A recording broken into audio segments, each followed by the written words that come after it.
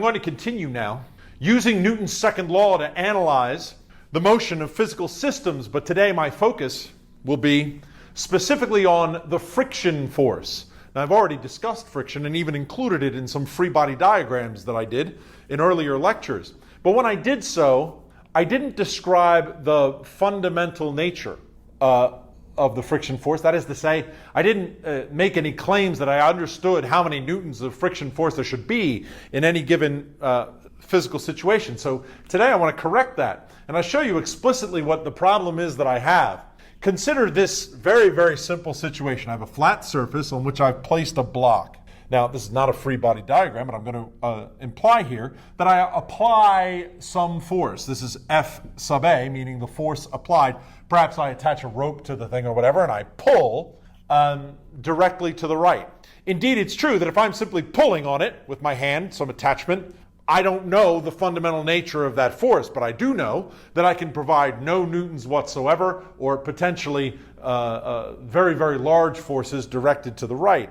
If I draw a free body diagram for this physical situation in the manner that I've done in previous lectures, here I'll draw a box which looks identical to the box that I've already drawn. But on it I'll draw all the forces that affect the motion of the box, including my own applied force. And so I start with the fact that the box has a weight, and that weight is directed downward. And so I draw an arrow downward, label it mg. It's the weight of the box. I ask, are there any pushes or pulls? And indeed, I have my applied force, so I draw an arrow directed to the right that is the force that I apply to the block. Are there any ropes? Well, maybe I'm using a rope for the applied force, but I don't want to double count that, so I'm good in that regard. Any surface is in contact. Indeed, the box is in contact with the horizontal surface on which it sits. And so I know that there is a normal force of contact, which is an intermolecular force, an electrodynamic force between the two surfaces when the molecules of the block and the molecules of the surface come in close proximity to each other. They repel in such a way that there's a force directed upward perpendicular to the surface that I call the normal force. I don't have an equation for the normal force. And I often describe it in relation to the weight. Indeed, if I would apply Newton's second law to the vertical direction on this particular free body diagram, I would discover that the normal force was equal to the weight in this case. That's not my interest. My interest is that I know also, in addition to the normal force interaction between surfaces, there is a second interaction that is not perpendicular to the surface, but is in fact parallel to the surface. It's that force that I commonly refer to as the friction force. Throughout my teaching career, I've wondered about what should I say is the definition of the friction force, and after some time, I've come up with what I think is a pleasing way of stating it, a way of stating the friction force by definition that includes in it everything about the nature of the friction force, but is also very concise. I'm not going to write it up here on the board because I don't like writing out long things, but I'll say it as this. The friction force is a force of interaction between surfaces which opposes the relative motion. Now that incorporates in it, with that definition, I think, all of the nature of the friction force. But in order for you to get that idea, I'm going to have to describe what this nature is. So here I have a free body diagram. I've drawn all the forces that act on the block, including my force that I'm particularly interested in, which is the friction force. And I know that my strategy of applying Newton's second law to the solutions of problems is that I should consider the physical situation, draw a free body diagram, and then write Newton's second law. So let's do that. I write Newton's second law. The sum of all the forces is equal to the mass times the acceleration. Well, I've already said that the vertical forces are not of great interest to me. The free body diagram clearly implies that since there is no vertical acceleration, the normal force directed upward would be equal to the weight force directed downward. And so there's no great information there, and it doesn't include the force that I'm interested in. So let me consider Newton's second law written for the horizontal direction. When I do that, I have two forces that act horizontally on my free body diagram, the positive applied force and the negative friction force. So the sum of the forces is the applied force plus the negative friction force. So the force applied minus the friction force would be equal to the mass times the acceleration. And I've talked before about states of motion. So I'm curious with this very simple equation of motion, what would happen in the case where the applied force is equal to the friction force that opposes the motion, that opposes the relative motion of the surfaces, I might say. Well, if Fa is equal to F, then a conclusion I draw from that is that the acceleration of the system will be zero, either a state of rest or motion with constant velocity. So if I'm pulling the thing in such a way that it's sliding along at constant velocity, all I can determine from that is that the friction force must be equal to the applied force. It doesn't give me any sort of idea of the inner nature of that friction force. Consider if the applied force becomes larger than the friction force, in fact, so Fa is greater than F. Well, what I'll get under those circumstances is a positive acceleration. I know that to be because of the nature of forces and how I interpret that with Newton's second law.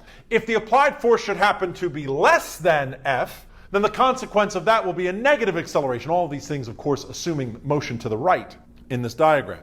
So when I write my Newton's second law, I'm limited in my interpretation because the nature of the friction force is not known. And so what I would like to accomplish today is I would like to understand the nature of that friction force a little deeper. So in order to do that, I'm going to do some experimentation, sort of experimentation in my mind, devise an experiment that I know I could do in the laboratory and describe to you what the results of that experiment would be. Imagine that I consider only situation where the acceleration is equal to 0.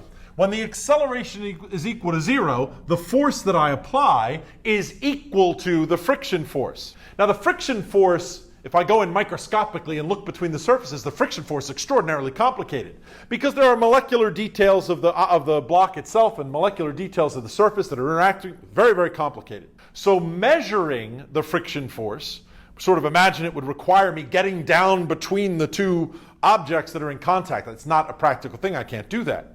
But let's say that I can in fact measure the force that I apply. Perhaps what I do is I connect a spring scale or an electronic scale of some kind. You do something very high tech that can measure how much force I apply.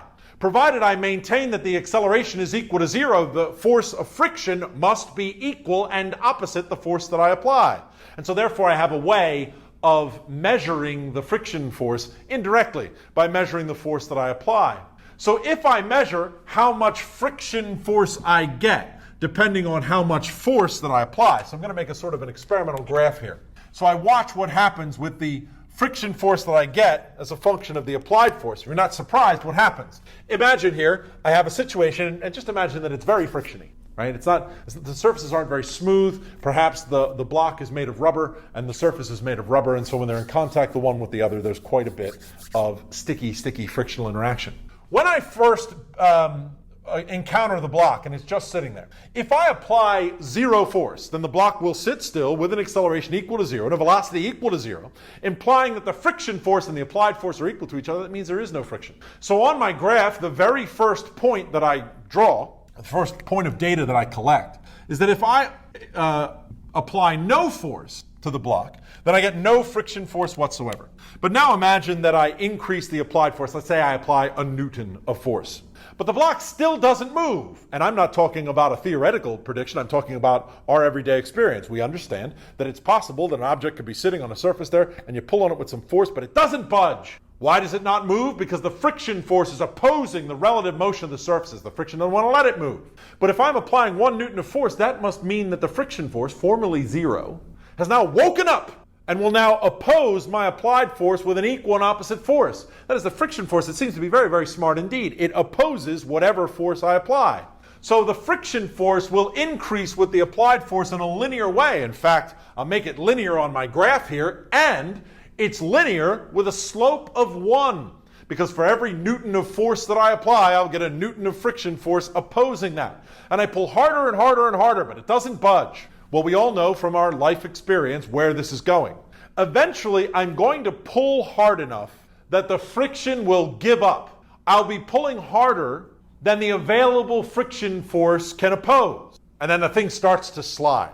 And so I know on my graph here, the line will not go on forever, but will reach some maximum frictional force, which I call F max. Because there's a limit to it. It doesn't go on forever and ever. There's a limit to that frictional interaction preventing the motion. And then a very curious thing happens that is a little bit maybe not so close to our everyday experience. After my applied force exceeds that maximum possible friction force, I would discover by measuring, because remember, I can measure the applied force, a spring scale or some sort of electrical instrument or something that can measure the amount of force.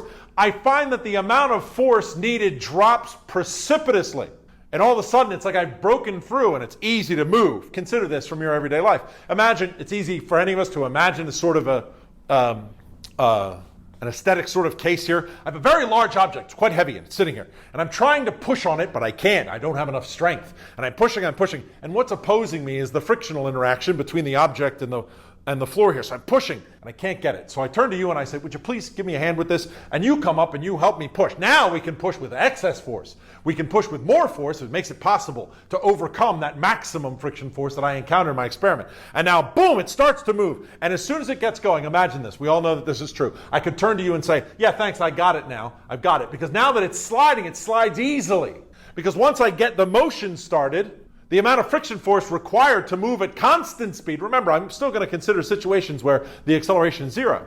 To move along at constant speed now requires less effort in the sense that I have to apply less force. What has happened on a molecular scale I can describe in just sort of general terms. Imagine that I look very closely at the surfaces where they're in contact. Even if those surfaces look smooth to the naked eye, if I look in very closely, they're molecular, right? So they're sort of bumpy. When objects are not sliding relative to each other, those bumps sort of settle in to one another, and the molecules become somewhat intertwined. And so between the molecules, there are large horizontal forces preventing the lateral motion. But if I pull hard enough, I can pull the surfaces apart slightly. And when I do, the molecules become less intertwined and the lateral forces decrease remarkably. That's just sort of a general idea of what's happening on the molecular level. I'll point out, I don't understand deeply what happens in the molecular interaction between surfaces, and you could make a career of studying friction between surfaces. It doesn't sound terribly interesting to me personally, but those molecular interactions are still under study today, particularly in a field known as materials engineering. So the friction force drops off precipitously, and then it doesn't matter how much force I apply. If I apply more and more force, the friction force suddenly becomes constant.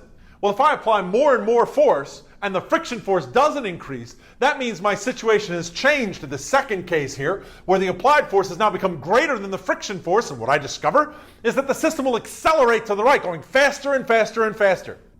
But as it goes faster and faster and faster, I would find experimentally that the magnitude of the friction force remains the same. Well, that means that the conclusion that I draw from that is that the friction force itself is not velocity dependent. The faster and faster it goes, the amount of friction force I get when it's sliding is the same no matter how fast I'm moving. That is not really going to be strictly true. I'm making kind of a generalization here. Because one of the consequences of the frictional interaction is that thermal energy is generated. I know that when I rub two surfaces together, that they get hot. In fact, I rub my hands together in order to warm them because the friction force acting causes the molecules of the surface of my hand to vibrate, and that average vibration is what we interpret as temperature. And so as the thing goes along faster and faster and faster, the surfaces would heat up, and I think the nature of the friction force would change. Particularly, imagine that I drag the thing along so fast that the bottom of it liquefies, which actually can happen. And then the nature of the friction would change. So I have this graph here that describes to me that my problem of understanding the nature of the frictional force is a little bit more challenging than I had thought. Because what I realize is that the friction force has a dual nature to it. The friction force seems to behave one way when the surfaces are not sliding relative to each other, and a different way when they are sliding relative to each other. So I may need two equations of friction, and that turns out to be true, but the difference between the two actually is quite subtle, and it turns out it won't cause us any significant consternation when we finally get it figured out how it goes. But my definition of the friction force, you'll recall, where I said that friction is the force that opposes the relative motion, it applies to both cases. Because when two objects are in contact with each other but not slipping, the friction force is acting to prevent the slipping from happening. So when I say that the friction force is the force that opposes the relative motion, that applies to that situation. And when two surfaces are sliding relative to each other, the friction force is going to act in whatever way will arrest that motion to stop the sliding from happening. So when I say that the friction force is the force that opposes the relative motion, it works in that case as well. So I have a good definition that I can say about how friction behaves and use that definition to understand how the friction force acts in various physical situations. So here, now I have my experimental graph, but I have to come up with an idea because there are two kinds of friction. The friction where the surfaces are not sliding relative to each other, and we call this static friction, which is a reasonable name because the word static means not slipping, or not moving is what static means. And I have this other kind of friction that I get when it breaks free and starts to move, where it's sliding. The nature is a little bit different. So I call this kinetic friction, because the word kinetic implies motion. So I have two different kinds of friction. Now all I need to do is see if I can find some way to create an equation that will allow me to calculate how many newtons of friction that I get in any given situation. Well, in order to do that, I have to understand what is it that friction force depends on. And with just a little bit of casual thinking about my own everyday experiences, it's not hard to come up with. Because I know that there are situations that are slippery, and I know that there are situations that are, sticky, not slippery. For example, if I want to go and play basketball, one of the things that I require playing basketball is when I'm under the net and there are other players and we're all vying for the ball and doing, various basketball moves. It's very important that I not find the floor to be slippery. Well, of course, it's not just the floor, but my shoes as well. And so what I do is I have a hardwood floor that is waxed, and I wear shoes that have rubber soles, because experience has shown us that if I wear rubber soles on a waxed floor, there's a tremendous amount of friction force to resist the relative motion of those surfaces. That is, my feet do not slip. I do not choose to wet the hardwood floor on the basketball court and wear my dress shoes. My dress shoes have hardened leather on the bottom of it, and then when I put water on the basket, I change the nature of the frictional interaction so it becomes quite slippery, and as soon as you start to play the game, you realize that it's untenable because everybody's slipping and falling all over the place. In fact, you see in the middle of a basketball game, every once in a while, an umpire will run out and dry the floor because sweat of the players has got on the floor and changed the friction, which creates a dangerous condition. However, if I go ice skating, I'm interested when I'm ice skating to reduce the friction as much as possible. So I choose to go out on the ice with skates on, because when I put steel on ice, the frictional interaction between the two is very, very, very small. And so the friction does very little to impede my motion, which is the whole idea of skating, that I glide sort of effortlessly across the surface. And so what I'm getting at is this, is that whatever my equation for friction is, the friction must be proportional to the materials that are used in between the two surfaces. Not just one of the surfaces, but both, the way they interact together. And so what I need is to somehow quantify and create a number that means how slippery surfaces are. Well, that's quite arbitrary. Because I could say, let me just take all of the surfaces that you could possibly imagine and I'll rate their frictioniness on a scale of 1 to 10. You could certainly do that. And in a sense, that's in fact what we do, because we're going to create a number that represents that in just a moment. But the type of materials that you use is not the only thing that the friction force depends on.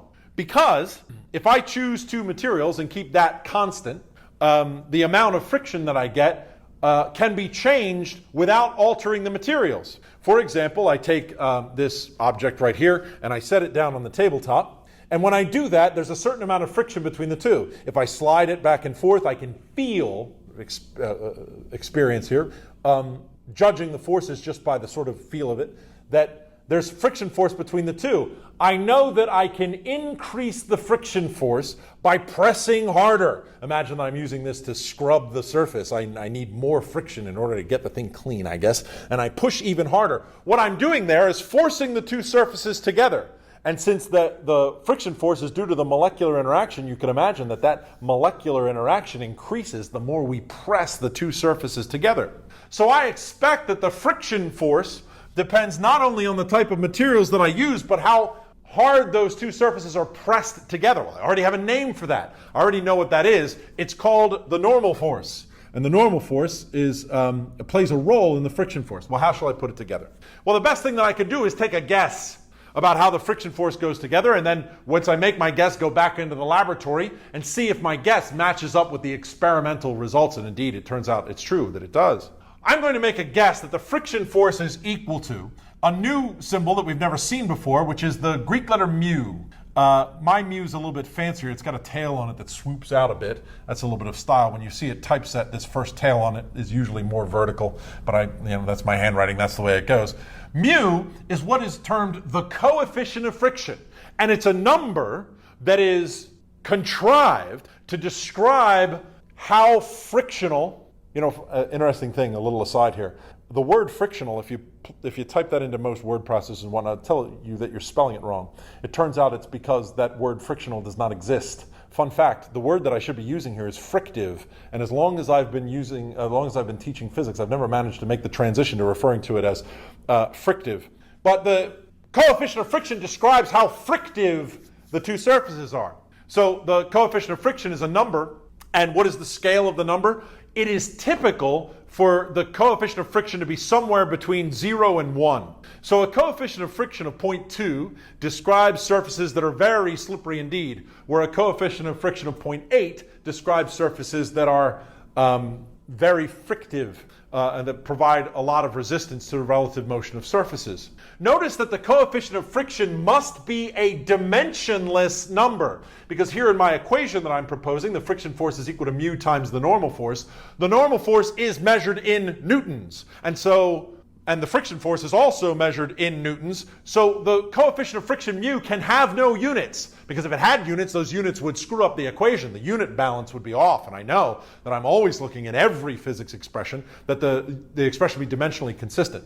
So here I have the dimensionless number, the coefficient of friction that describes the frictive nature of the combination of materials that I'm using in any given situation. But here's the thing. I get more friction in the static situation in general than I do in the kinetic situation. Well, the solution to that rather obvious problem that friction has this dual nature is actually quite simple. What I'll do is imagine that there is a different coefficient of friction. For the static situation, I'll call that mu static, the static coefficient of friction. And that there's a different coefficient of friction that I should use in this case where surfaces are sliding relative to each other. That is the kinetic case, and I'll call that the coefficient of kinetic friction. Notice here on my original experimental graph that the maximum static frictional force that I can calculate, or that I'll find experimentally, indeed, this is an experimental graph, is greater than the kinetic friction in general. And the way that I'll account for that in my physical law is to recognize that the coefficient of static friction will always be greater than the coefficient of kinetic friction. And since the frictional force that I have in any given situation is calculated based on that, the consequence of that is that the maximum static friction force will always be greater than the kinetic frictional force in any given scenario that I'm solving. But you notice that I say Fs max because I've got a little bit of a problem here with my static frictional force.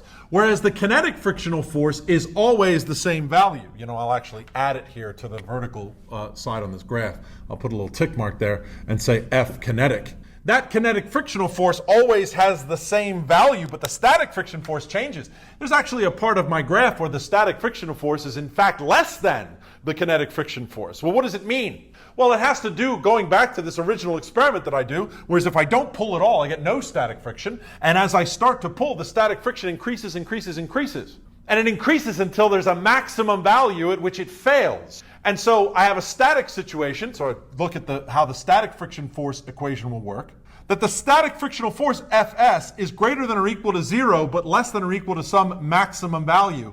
And it is the maximum value that is calculated as the coefficient of static friction times the normal force. That's how I calculate the maximum value.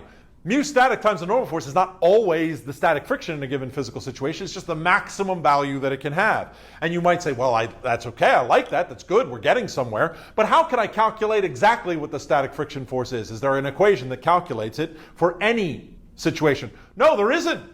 But for those situations where the static friction force is less, the static situation means the acceleration is equal to 0, and I can determine the magnitude of the friction force in the context of other forces that are in whatever physical scenario I'm looking at. So I have a way of finding the static friction force without the use of an equation because the acceleration is equal to 0, and that implies forced equilibrium. So the static friction force has this range, the kinetic friction not so. The force of kinetic friction is equal to mu kinetic times the normal force, and that's one value. After the thing starts slipping, that is the coefficient, or that is the static friction force, no matter what the motion. accelerated motion or motion with constant speed, and the speed is irrelevant because I've discovered through these arguments that the speed or that the friction force, the kinetic friction force, is not velocity dependent. What I would like to do now that I understand the nature of the friction force is apply it to an actual problem and see what utility I get from knowing a relationship that allows me to calculate how many newtons of friction force I have in a given situation. So I'm about to do an example that I'm calling essential, but it's probably in the entire lecture series the simplest essential that there is. It's so remarkably straightforward.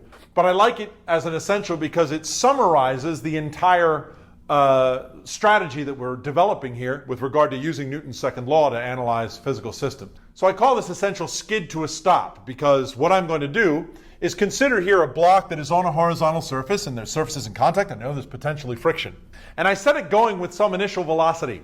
And of course what's going to happen is as it slides along the surface, it will lose velocity under the influence of the friction force and ultimately come to a stop. So I just want to ask a question. I can ask any number of questions. There are a lot of ways that I could look at this or things that I might be curious about, but I'm just going to ask the question sort of arbitrarily. How far does it travel along the surface before it comes to rest? It was a legitimate question to ask, and so I'll now go into that analysis. So here I have the block. It sits on the surface. It has an initial velocity. So what I need to do is draw a free body diagram for that block so I can understand all the forces that act on it. So here I draw the same block again, but now as my free body diagram. Does the block have weight? Certainly it does. Its weight is directed downward and I label it mg. I don't have to be fancy with my labels because it's the only mass in the system, and so I can just call it mg without any further notation. Are there any ropes attached? Anybody pushing and pulling? No, none of that's going on. But are there any surfaces in contact? Yes, there is a surface in contact. It's sitting on the horizontal flat surface, and so there is a normal force that is directed perpendicular to that surface, directed upward. That normal force I label with an N. If there is a normal force acting, I mentioned before, unless I have an absurd situation where I say this system is frictionless, if there's a normal force, there's going to be a friction force, and indeed there is. And I draw that friction force to the left. There is no algorithm that I can give you for determining which way you should draw the friction force in a given physical situation. Here, what I understand is that these, because the object's moving with a velocity, the surfaces are in relative motion, and the friction force will act in whatever way is in opposition to that relative motion. So if the friction is here ultimately to stop the motion, it would have to point in a direction opposite the motion. So here's my free body diagram. Notice there is no force on the right-hand side. I apologize to you if you find it obvious, but I have seen this problem solved with just an extra force thrown in there because the student feels like, it's just you got that side, there's no force there. Why is there no force on the right-hand side? I feel like there should be symmetric. No! I've drawn on my free body diagram all of the influences that affect the motion. Whatever force set the object in motion to start with, that force is now gone. And so it's not there on my free body diagram. So now I have this free body diagram here. I want to apply Newton's second law to it.